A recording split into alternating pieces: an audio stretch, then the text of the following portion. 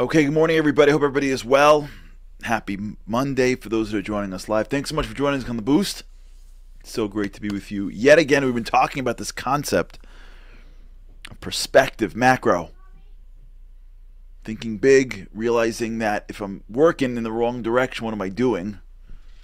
Right? If the ladder's on the wrong wall, then even if I climb it, I'm going in the wrong direction. And if I don't think through what wall I put my ladder on, and I keep on working, I end up not producing. So many of us spend so many hours of our lives working, but we're not producing. We're not moving forward. Perspective, being macro. This is very much connected to the upcoming holiday coming up. The holiday is Passover. It's coming up in 1 week. Just as a public service announcement, we will not have a show next week, the whole week, but we'll be returning the following week. And I'm sure, as you'll see, Passover will be very much connected to this week's theme. A, because it's on my mind, and I try to be just straight. It's on my mind, I want to share it. But B, because it has within it an enormous amount of wisdom about the stuff that we're talking about. We don't have holidays because we commemorate what took place thousands of years ago just because. It's not how we roll. If we're doing something, it's relevant today. So somehow the story of Egypt and the Jews getting out is relevant today. Freedom. Freedom is not a concept that is based on geography. There are people that are sitting in mansions and they are enslaved. Freedom is it's also obviously physical, but it is also emotional and mental and spiritual. And so when we think through freedom and we think through what it takes to be free, those are concepts that are within the Passover theme, and those are concepts that we're talking about right now. So this is a unique week of overlap. You know, we were talking last week about this idea of perspective, gaining perspective, seeing. You know, it's amazing if you see the story of Passover. You know, we have this, maybe one of the most famous rituals, the famous customs. And again, if you're Jewish, I'm sure you know about it. If you don't, I'm sure you've heard about it. Even if you're not Jewish, I'm sure you've heard about it. Because this is it has gone to popular culture even. The concept of a Passover seder. The concept of sitting around the table and talking about the Exodus, leaving Egypt. Well, if you would ask yourself, when was the seder, the first ever seder, when do you think it would be? Right? If I would ask you on a test, right, when was the first ever seder? My guess, you would say, is the year after they left, right? It's the anniversary of leaving, right? The year after. You get married, you open up the book. Well, back then, I don't do it now, but you know, I got married. They gave you like this massive, you know, that massive wedding book. Do they do those anymore? I don't know. I don't think they do. I would wonder if now you get, you know what I'm talking about? Those big, heavy books that's supposed to go on your coffee table. I don't think they do those anymore. But you know, you look back. I can't believe the day. You know, I can't believe how much weight I gained. You know, yeah, it's an anniversary. Your first anniversary is a year after you get married. So the Seder, which is the time where you tell the story, probably took place the year after you left. So you could tell the story, right? The first Seder was probably in the desert.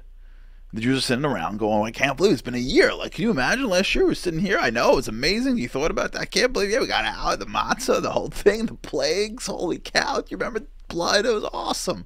There were really a million frogs. We split the sea. This is great. Let's get around. Remember, drink the wine.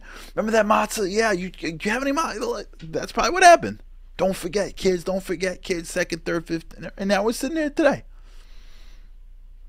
That was the first ever Seder, do you know? Trick questions. Use this for those of you who are in seders, or going to be conducting seders, or going to be participating in seders, or know somebody that will be in a seder. Ask them this question: when was the first ever seder? You know what they're going to say? The year after they left. Unless they know the answer, because that's not when the first seder was. You know when the first seder was? The night before they left.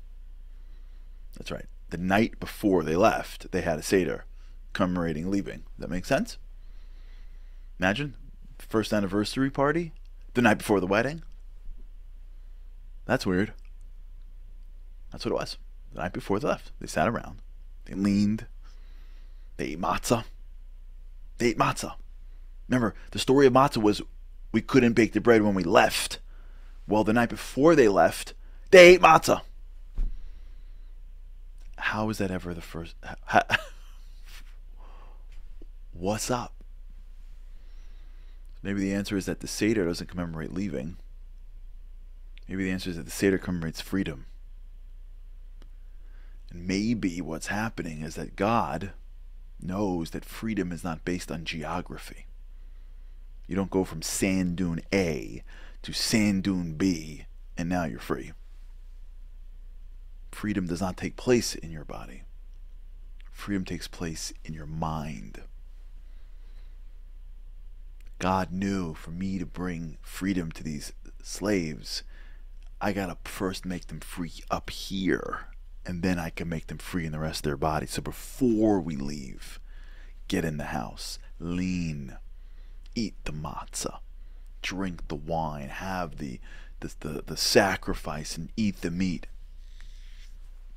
Be ready to roll. Have your walking stick right near you. Be free. Because when you're free in your mind, then you can be free in your body. And in fact, the rule, the law is that we should see ourselves as if we walked out of Egypt. In our minds.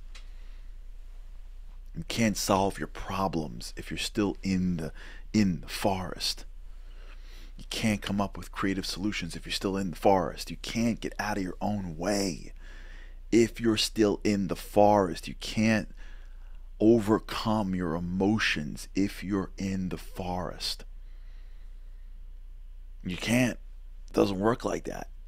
When you're sitting in the Egypt that is enslaving you, whether that is a temptation that you fall to, whether that is an emotion that you feel that overwhelms you, whether that is a way of thinking that you keep on persisting on, that seems to cause a gap between you and somebody else, whatever it is that is holding you back, it's your Egypt. That's your personal Egypt that is enslaving you and keeping you the same year after year after year. Perpetuating the same stuff. How do you get out of your Egypt? It starts with your mind. You gotta visualize something else. Visualize what it would be like to overcome. Visualize how you would like to be. Visualize the ideal scenario. See yourself out of Egypt even though you're sitting in Egypt. Because there's no other way of getting out. Walking out that won't help. You can have everything you want. There are people like this all the time. They have all the resources available to them, but they don't know how to execute on them because they've never seen it before. They could not say something. They have the power to not speak. They have the power to say something nice. They have the power to not do something. They have the power to take on more responsibility. They could, but they can't in their minds because they've never seen it before.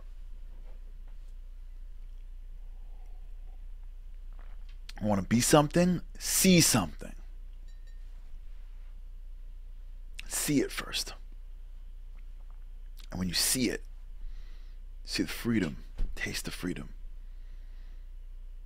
The world around you could be going crazy, but you taste that freedom, you're beginning the path of freedom. That's how you leave Egypt. And Egypt still exists. It's just in each of our lives. All right, we'll talk about it. All right, everybody. Have a great day. God's help, we can only see you tomorrow. Have a great day. Living on a lifeline. The world doesn't ever seem to change. Looking for the sunshine, but you're caught up in the rain. It's like your eyes are wide open, but you cannot see. You're watching life pass you by like 1, 2, 3. Walking in destruction. The winds of life blur your vision. All the devastation forever feels like you're on the run, it's time. No one else can set you free, you're locked inside, and only you have got the key.